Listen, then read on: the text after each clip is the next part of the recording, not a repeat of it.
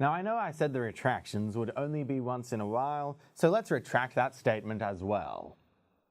I want to just power through these and get them out of the way because I am sick and tired of constantly looking over my shoulder, just waiting for this stuff to come back and bite me in the ass.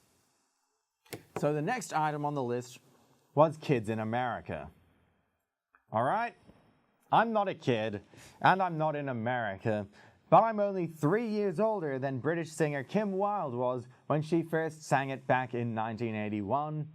And I'm an actual citizen of the country who has been over there more times than she had prior to recording it.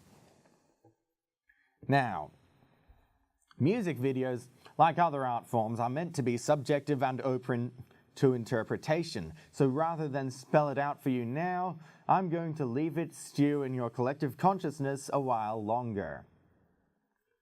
What I will say, though, is that the act of flying a flag upside down is a universal sign of distress, indicating that the situation depicted is not all right.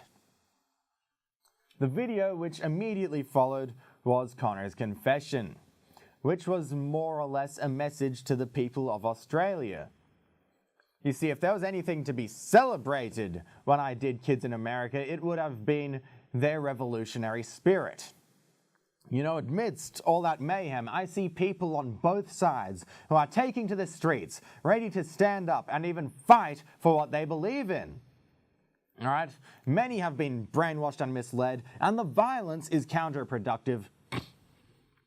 But it shows that the American people care deeply about their country.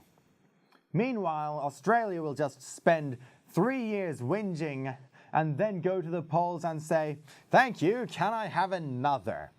I mean, sure, healthcare and sensible gun laws are kind of nice, but how about showing a little backbone once in a while? You know? If our leaders get spilled over for taking the slightest initiative, then why should they? Especially if we're not putting any real pressure on them. We all need to get up and say, "I'm as mad as hell! I'm not going to take this anymore!" Alright, we are a divided country. We have differing views and visions, but what the vast majority of us have in common is that we are sick of the established order. We need to rattle the cages. We need to stand up and scream, "I'm as mad as hell! I'm not going to take it anymore!" Alright, then we'll figure out what to do. But first, for God's sake, you have got to get mad!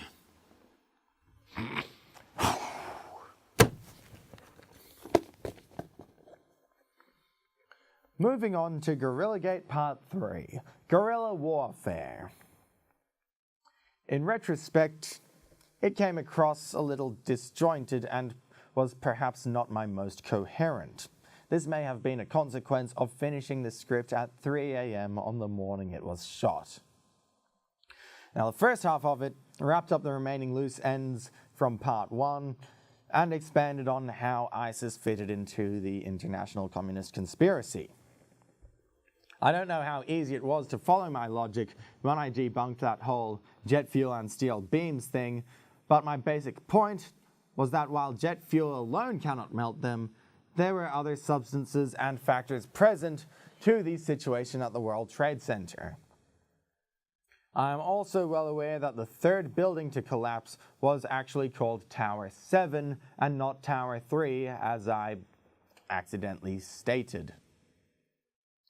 As for the conflicting sources on the age of Harambe's grandmother Josephine, the family tree I found on the Gladys Porter Zoo's website puts her birth at 1964, while the articles that came up surrounding her death had her age at 49, which just doesn't really add up now, does it?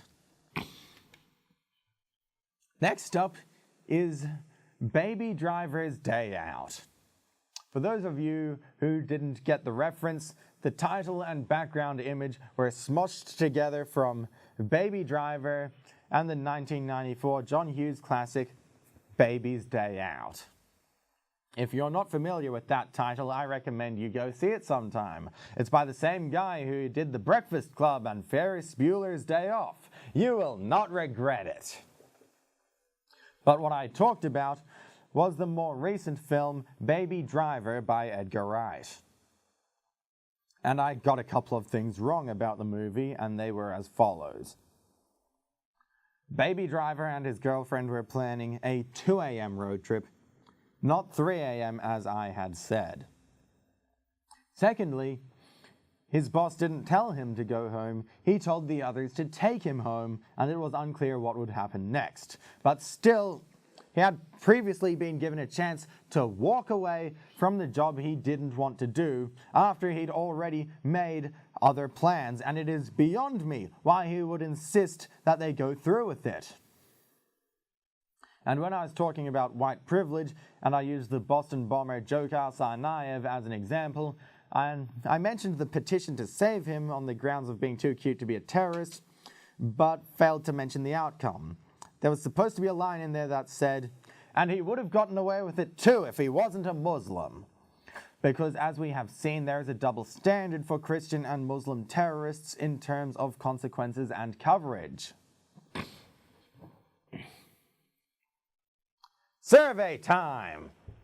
Well, it still is. So click the link in the description if you haven't already. Every bit of feedback counts.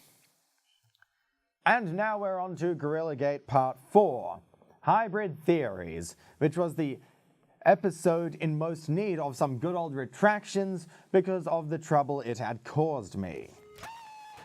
Alright, I have a slight correction to make about the gorilla pigs. My main source for this was a segment on InfoWars about the human-animal chimeras that are 80% gorilla, 80% pig, and I assure you that information is 160% accurate.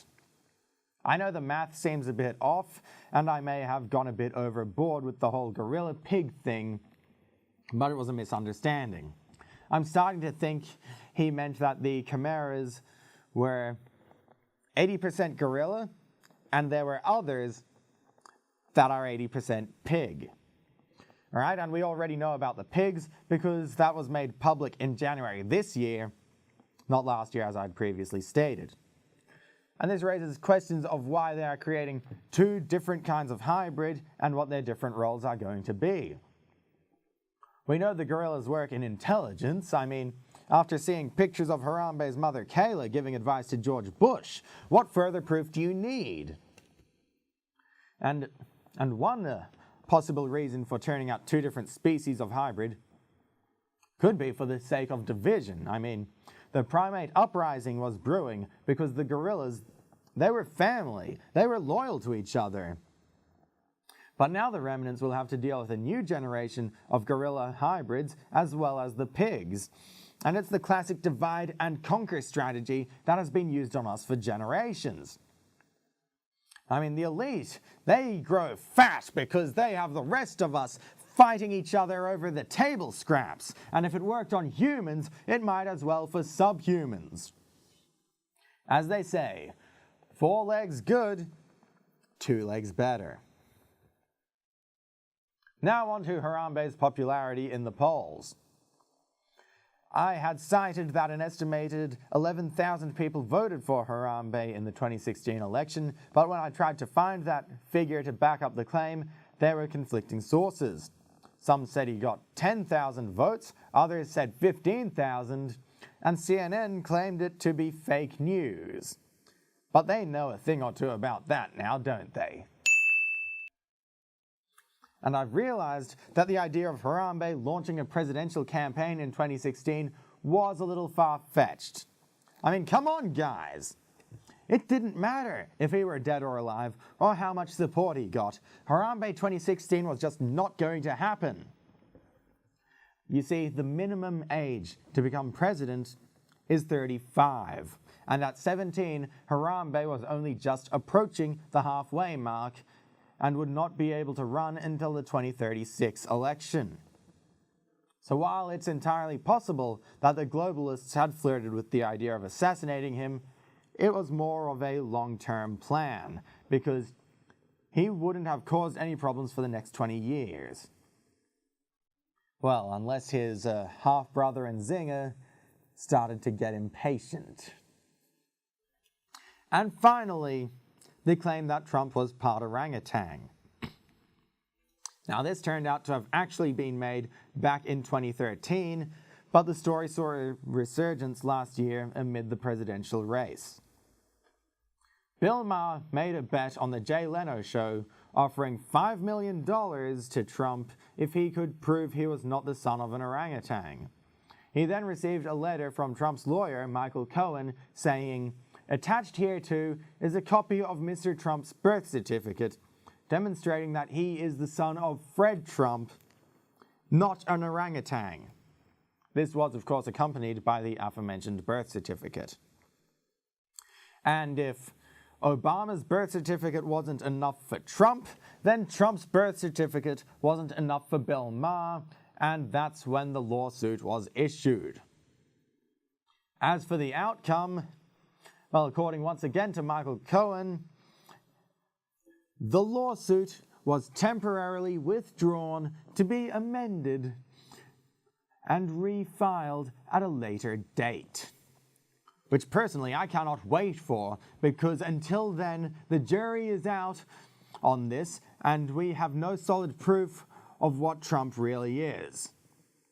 And as for the comparison between Trump and Harambe, I forgot to explain the age difference and how somebody of Trump's age could have emerged from generations of interbreeding and experimentation. And if you're listening, Bill Maher, here is some proof you can use when the case resumes. All right, let's break this down with some basic math. Donald Trump is currently 71 years of age. The Russians started the hybridization experiments in 1929, and orangutans are able to reproduce as early as 7 years of age. So the Russians have been at this for 88 years now, and take away the 71 years for Trump being around, and that left them with 17 years of experimentation. More than enough time for Donald to emerge as a third-generation human orangutan hybrid. I know that's still a little rushed, but it is possible they did some genetic tinkering under the hood to reduce hair growth and hand size. Now, once again, I am waiting on the lawsuit to resume before we have any definitive proof, but if I am right about communist human orangutan hybrids infiltrating our society, then I do also have some suspicions of where the others could be. All right. Glad we could get that out of the way and set those records straight. With the current list of retractions dealt with and GorillaGate wrapping up soon, we'll be able to start bringing you some more recent and relevant news. I'm Connor O'Loughlin, and this is Alternative Factors. Until next time, stay woke, people.